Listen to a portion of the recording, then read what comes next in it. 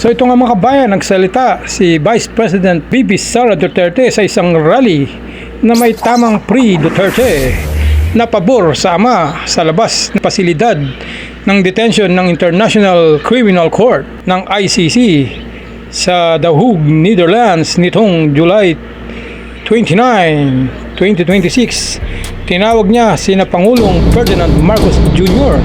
at Antonio Trillanes bilang mga traidor at inakusahan ang ICC na nagsisilbing alepores ng administrasyong ito. Soldiers, former employees of Congressman Zaldico already executed affidavits saying that they were told to exchange pesos to dollars because this will be delivered to the ICC investigators through Trillanes.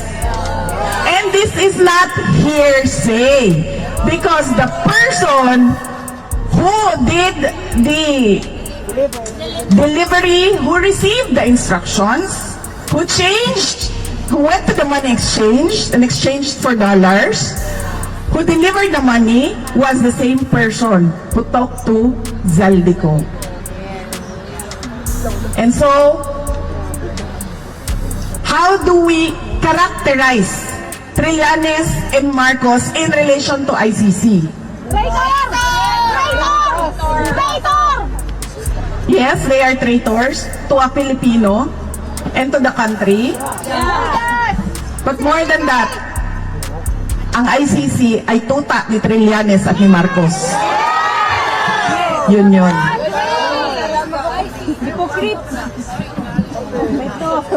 Because the ICC has no other case except for the case of President Rodrigo Duterte. And they found what? And they found Marcos, Trillanes, and money in the Philippine case.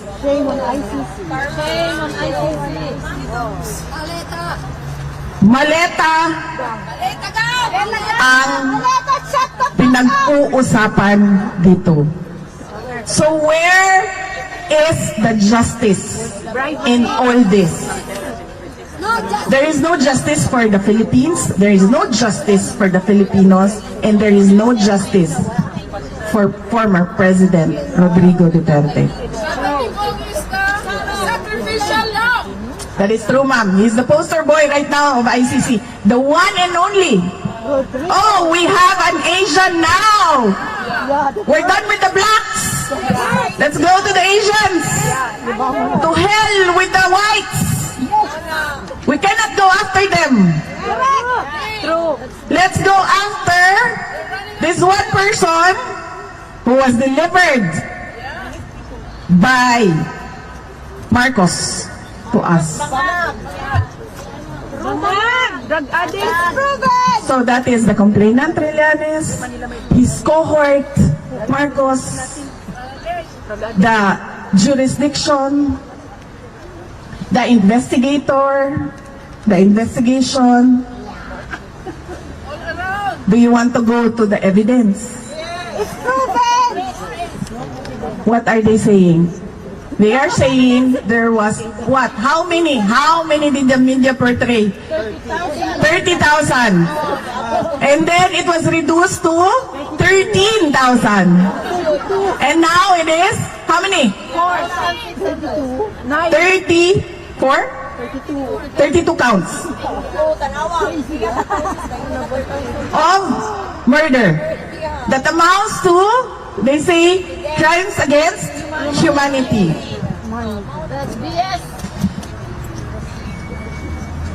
The government has a policy of zero tolerance for illegal drugs. The Philippine government has a policy of zero tolerance for illegal drugs. How did the administration of President Duterte implement this policy? They created the drug war. That is the program. That is the anti-drug program. It is called Jaguar, Tukhang. Now, the implementation of a program, whether it was good or bad, is not a crime against humanity. It may be good governance or bad governance. It is the same. It is the same with how President Marcos is running the country right now. It can be good governance or it is clearly bad governance. That is not a crime against the Filipino population. How a program is implemented, whether there were mistakes, errors, it was a bad program, is not a crime against humanity. That is the crime that they are saying that President Duterte has done to the Filipino people. And they cannot even say right now if the victims are truly victims of the drug war. Because gun violence is so common in the Philippines. I have a husband. My husband has a mistress. I can hire a gunman for 5,000 pesos to kill the mistress. That is how, for 5,000 pesos. That is how bad gun violence in the Philippines is. And that is, again, yes, EJK. So how can you say that all your listed victims, all your listed complainants are supposed victims of the drug war? It can be that it is a crime against passion. It can be murder because of a third party in a relationship. It can be plain hold up.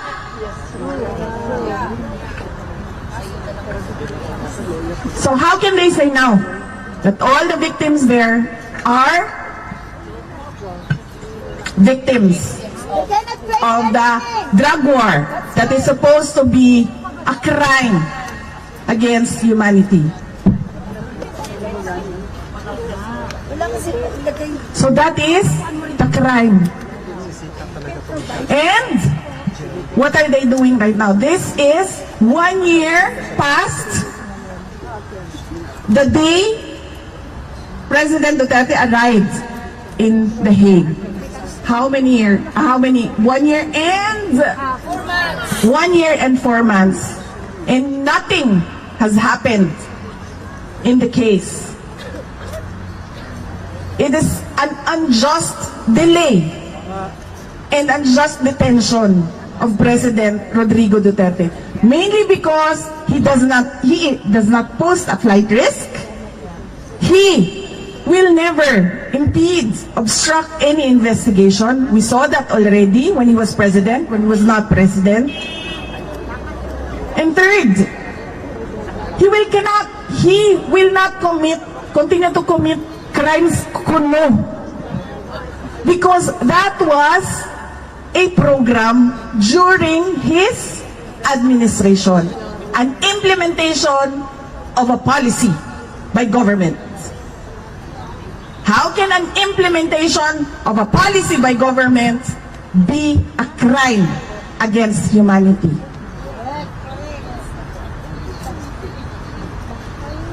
And his age, ma'am, his age.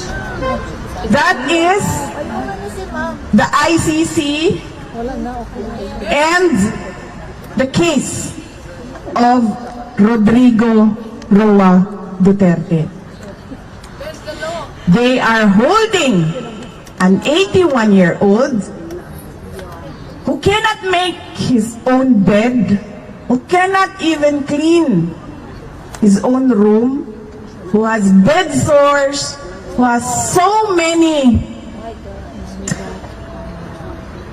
aches and pains because of old age, for For who? For the reputation of ICC?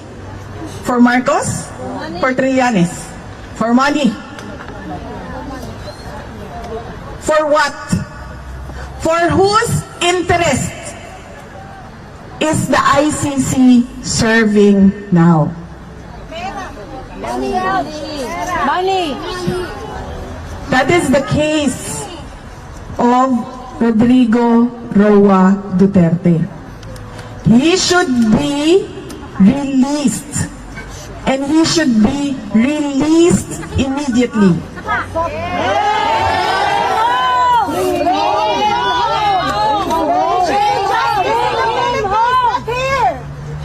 Ma'am. It should be justice in the Philippines, not here. Yes, that is true.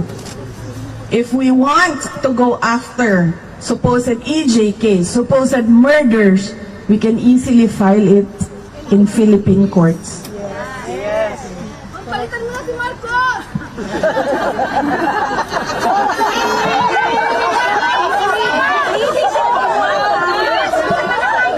Ma'am, sandali i-compartmentalize natin yung ating messaging.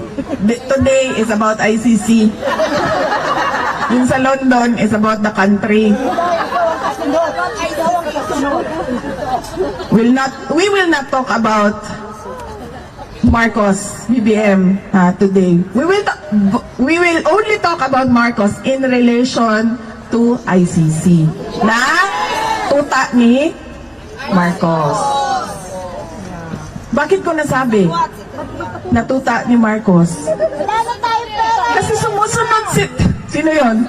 Sumusunod sila kay Trillanes at Marcos. At hindi lang yan. Pinapanindigan pa nila yung kanilang pagsunod kay Marcos at kay Trillanes. And so, this is not about justice. This is about politics in the Philippines. Because who was the first to be sent to detention? President Marcos. Next, President Duterte. Next, pwede na. Pakulong nila yan. Para wala na akong gagawin. Pakulong nila yan siya. President Duterte. Who was next? Bato. Next, Marcoleta. Next. Harry Roque. Bongo na, bongo! Bongo! Bong Revilla, Jingo Estrada, Mike Defensor. You see the pattern? So this is all about politics. Marcos supporting ICC, ICC supporting Marcos. If the ICC right now is fighting for its life because America, the United States, and its powerful allies are going after ICC.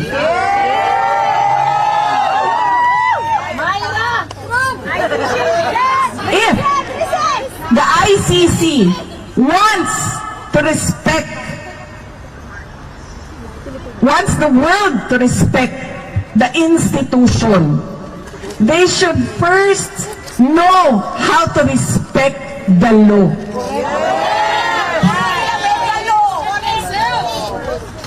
Because this is a time in the history of the world where the motto of institutions is bend the law.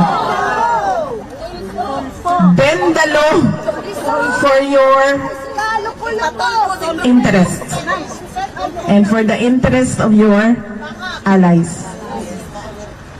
Mga kababayan, ang lahat ng ginagawa natin ay para sa Diyos, sa bayan, at para sa bawat pamilyang Pilipino. Ng payo. Naiintindihan ko bakit tayo gumagamit ng payong? Dahil ang payong para sa ulan at sa init. Pero ayaw nilang gumamit ng payong. Maraming salamat sa oras ninyo. Napakainit pero nandito kayo at mainit ang inyong suporta kay dating Pangulong Rodrigo Duterte.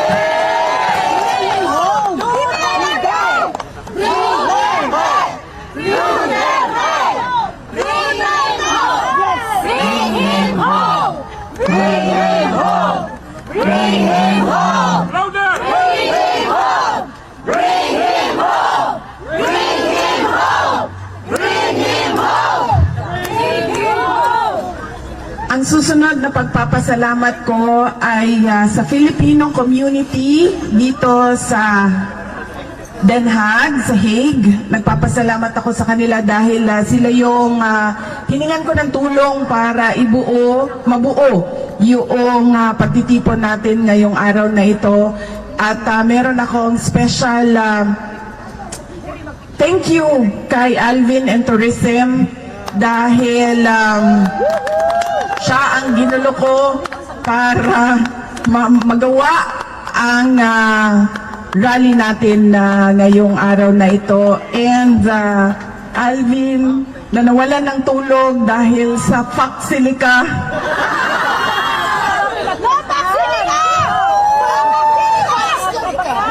Alvin, if they cannot respect a no comment, you should not lose sleep over it. That is their problem. That is not your problem.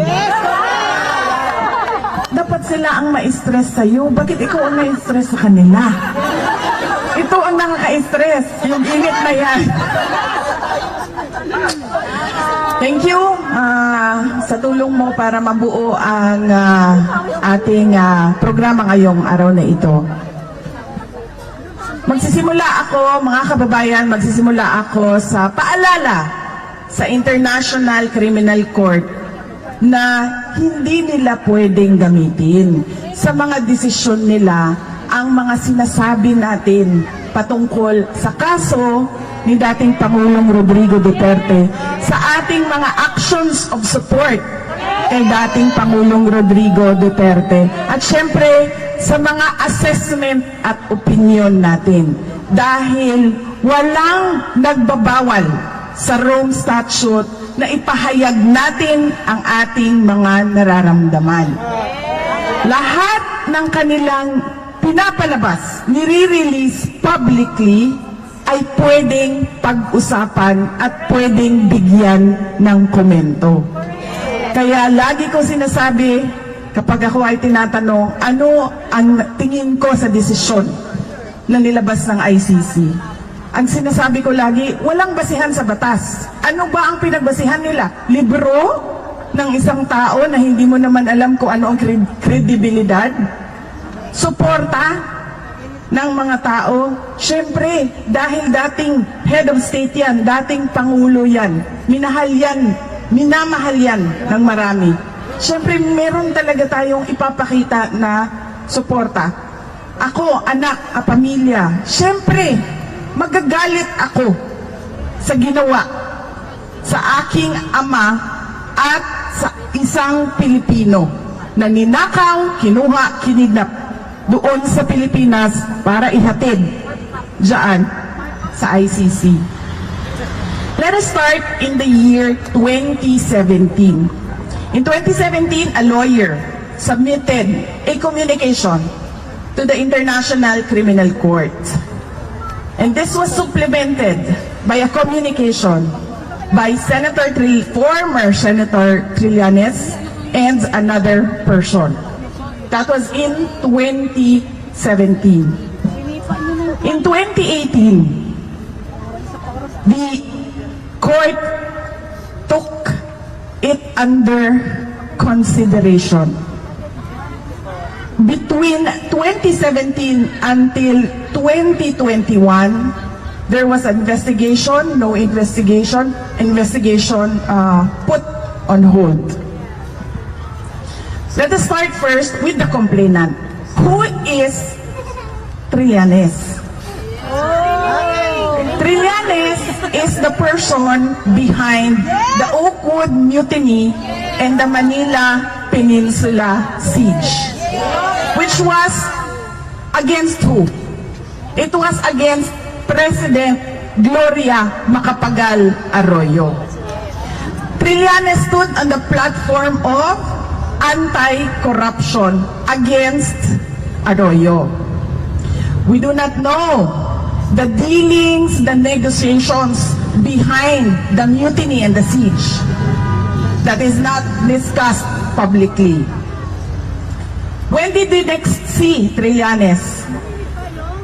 We saw him next in the Jejomar Binay attack. Vice President Binay was a candidate, a presumptive candidate for the 2016 election. And then what did he do? He attacked Vice President Binay on the platform of anti-corruption. But you must remember, he never attacked President Aquino on the platform of anti-corruption. And you remember the DAP, the pork barrel scam of the Aquino administration. And where was Trillanes then? Quiet. Because we do not know how much, where, how, when the negotiations happened. When did you see him again? Trillanes, hear about him again. You heard about him in 2016 because President Duterte was the front runner. In April 2016, President Duterte was already the front runner of the presidential elections. Everyone forgot about Mar Rojas, the candidate of Trillanes. Everyone was focused on Rodrigo Duterte, including Trillanes. This was the first time you heard about EJK, DDS, bank accounts, billions in the bank accounts. This was in 2016. In 2017, he filed the communication in ICC.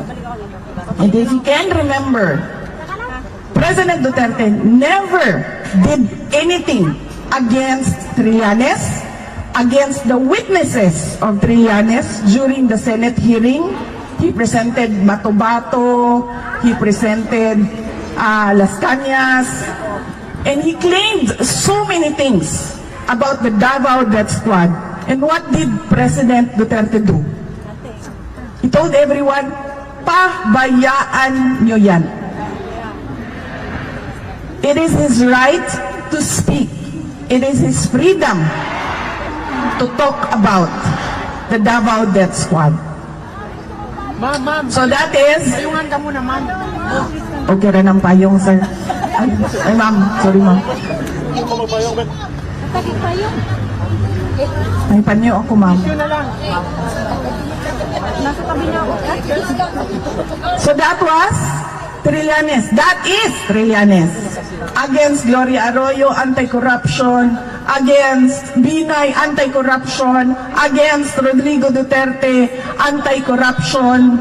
EJK. But do you hear him speak of anti-corruption when it comes to President Aquino and President Marcos? Makes you question, what is the anti-corruption platform for? Whose interest is he serving? This is yellow, pink, red. Lahat ng kulay, maliban lang sa green. Lucky Charm. At maliban sa green at black. Diba? He is quiet when negotiations happen for his interest. But if negotiations are for the interest of, against the interest of Trillanes, he is noisy. So that is 2017 and the background of the person who sent the communication to ICC. Now here comes ICC. Yes, we take it into consideration, and then yes, we will investigate. We will put on hold the investigation through the years, and then come 2021, we will investigate. And who is the person? Who was the prosecutor who finally defended the investigation? It was Prosecutor Karim Khan, who was dismissed for an entirely different issue, but there was one issue about Karim Khan in relation to the case of President Rodrigo Duterte. And what was it? He had conflict of interest because his previous work was representation of the victims of supposed EJK under the Commission on Human Rights in the Philippines. That was his conflict of interest. But did ICC say categorically that you have conflict of interest? They did not. They just said that the appearance of impropriety excludes him from this case. But how can you give credibility to an investigation by someone who represented the victims? And now you're saying he must be investigated and prosecuted. That is clear conflict of interest. It muddles the entire investigation. That is our complainant, that is our prosecutor. We go to jurisdiction. ICC said, we have jurisdiction because we took the complaint under consideration before the Philippines withdrew as a member of the International Criminal Court. And what does that mean? It means that if you take it under consideration, before withdrawal of a country, there will always be an open complaint, open under consideration, open investigation through the years, even if the ICC will not act on it. And is that justified? Of course not. Because it will be a perpetual investigation. There must be an end to the perceived liability, to the under consideration, to the investigation. Otherwise, it will be 300 years from now, assuming this ICC will exist for 300 years, there will be an open under consideration complaint, communication inside the ICC. That is what the countries who are withdrawing now from the ICC should watch out. Because if there is something under consideration there, even if they withdraw 50 years from now, kung buhay pa yung ICC, they can file a case. That's good.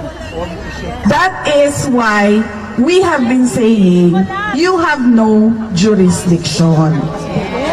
2 years has passed since the withdrawal of the Philippines from the ICC before any formal inquiry was done. If that is allowed, then there will be no end to the ICC going after sovereign nations. That is jurisdiction. We go to how the ICC disregarded, how former President Rodrigo Duterte was kidnapped from the Philippines. They say, it doesn't matter to us how he was taken, where he was taken, by what means he was taken. What matters to us was that he was delivered to The Hague and endorsed to the ICC. If this is about justice, then why does it allow injustice to happen to people who are respondents of communications, of complaints inside ICC? Next, we go to interim release, the release of President Duterte. There are three things in the Rome Statute that are to be considered before a release can be considered or granted to a respondent. First is that he is not a flight risk. Second is that he does not, will not, cannot obstruct the ongoing investigation. And third, he cannot continue to commit crimes under the ICC jurisdiction. You saw President Duterte being pushed, pulled outside of the room, pushed into a plane. Is that a person who is a flight risk? He cannot even walk 3 steps and fall to the ground. In fact, how many times has he slipped and hit his head in detention? No one can count anymore. And no one is talking about it. Because why? President Duterte is the Asian poster boy in answer to the attacks that ICC is only going after the black race.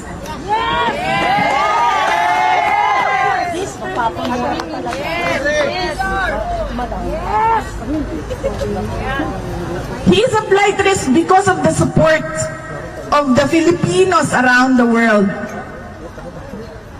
Is that an assessment, a correct measure of a flight risk? Second, he will cannot continue to interfere or obstruct any investigation. The investigation started when? When he was president. The witnesses, Matubato, Las Cañas, when? When he was president. And what did he do? Nothing at all. He allowed the ICC to say whatever it wants, to do whatever it wants, even when he was president. When he was former president, I told him, the ICC is doing an investigation. The investigators are coming in and out of the country. We have proof of immigration records. And what did he say to me? Pasagli na sila. Di na sila pwede manghilabot sa atuang nasod. Pasagli na sila magsulod gawas dinhi sa atuang nasod.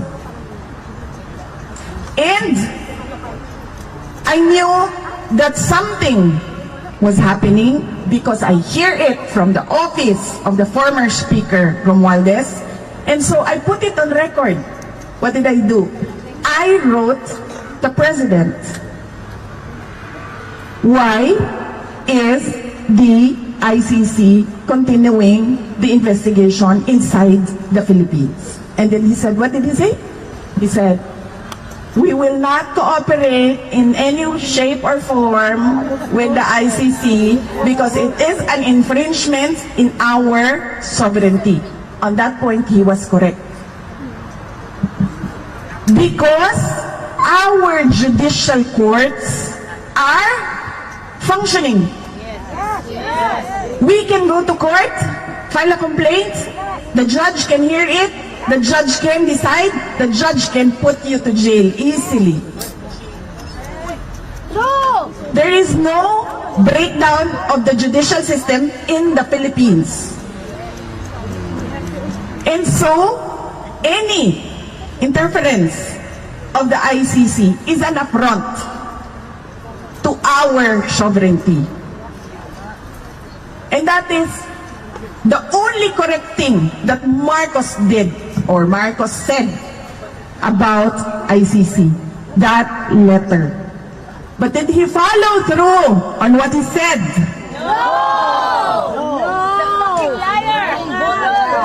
He presented a letter, he released an official letter, but his left hand was doing other negotiations.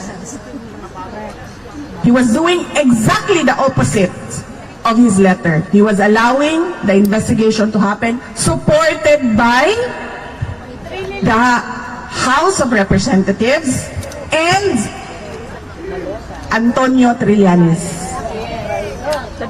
And so we go to the corruption in the investigation. Former soldiers, former employees of Congressman Zaldico already executed affidavits saying that they were told to exchange pesos to dollars because this will be delivered to the ICC investigators through Trillanes. And this is not hearsay because the person who did the delivery, who received the instructions, who went to the money exchange and exchanged for dollars, who delivered the money was the same person who talked to Zaldico. And so, how do we characterize Trillanes and Marcos in relation to ICC?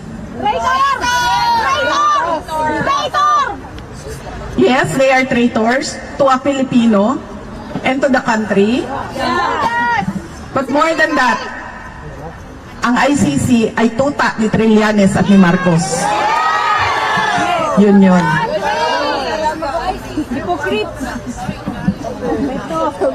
Because the ICC has no other case